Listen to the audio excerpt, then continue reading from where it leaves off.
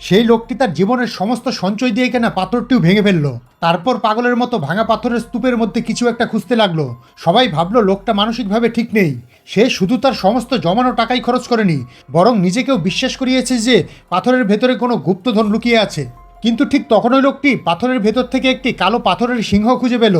তার দৃঢ় বিশ্বাস ছিল এটি নিশ্চয়ই কোনো প্রাচীন যুগের মূল্যবান বস্তু হবে। তার পাশে দাঁড়ানো তরুণ মালিক এটা শুনে হেসে ফেলল, কারণ পাথরের সিংহটা একেবারেই খেলনার মতো দেখাচ্ছিল।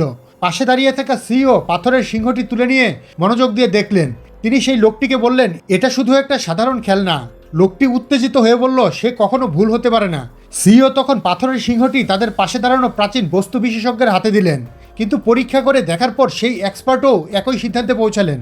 হঠাৎ করে লোকটি পাথরের সিংহটি ছিনিয়ে নিল।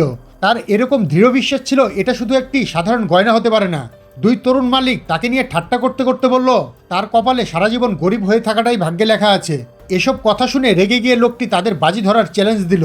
কিন্তু তরুণ মালিকদের মনে হলো সে নিঃস্ব, তাই তারা তাকে জিজ্ঞেস করলো সে কি নিজের জীবন বাজি রাখার সাহস রাখে। লোকটি এক মুহূর্ত না ভেবে হ্যাঁ বলে দিল।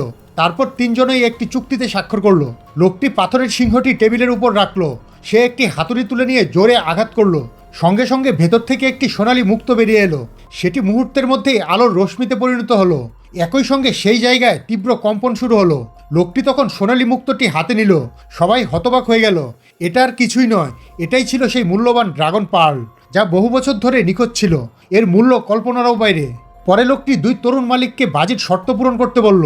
কিন্তু অবাক করার বিষয় হলো তরুণ মালিকেরা চুক্তির কাগজটি ছিঁড়ে টুকরো টুকরো করে ফেলল। অহংকারের সঙ্গে তারা বলল, গরিব মানুষ কখনো ধনীদের ভাগ্য নিয়ন্ত্রণ করতে পারে না। এরপর তারা একদল বডিগার্ডকে ডেকে এনে লোকটিকে ঘিরে ফেলল। লোকটিকে এমন মারধর করা হলো যে সে কোনোভাবেই পাল্টা আঘাত করতে পারল না। সে শুধু হতাশায় কুঁকড়ে গিয়ে নিজের শরীর বাঁচানোর চেষ্টা করছিল। ঠিক তখনই যখন তরুণ মালিকেরা তাদের তলোয়ার তুলল এবং তাকে আঘাত করতে যাচ্ছিল, দরজার বাইরে থেকে একটি তলোয়ার উড়ে এসে পড়ল। সবাই যখন বিস্ময়ে তাকিয়েছিল, তখন আকাশ থেকে এক রহস্যময় নারী নেমে এলো। তার পেছনে একদল গার্ডও দরজা দিয়ে ভেতরে ঢুকে পড়ল।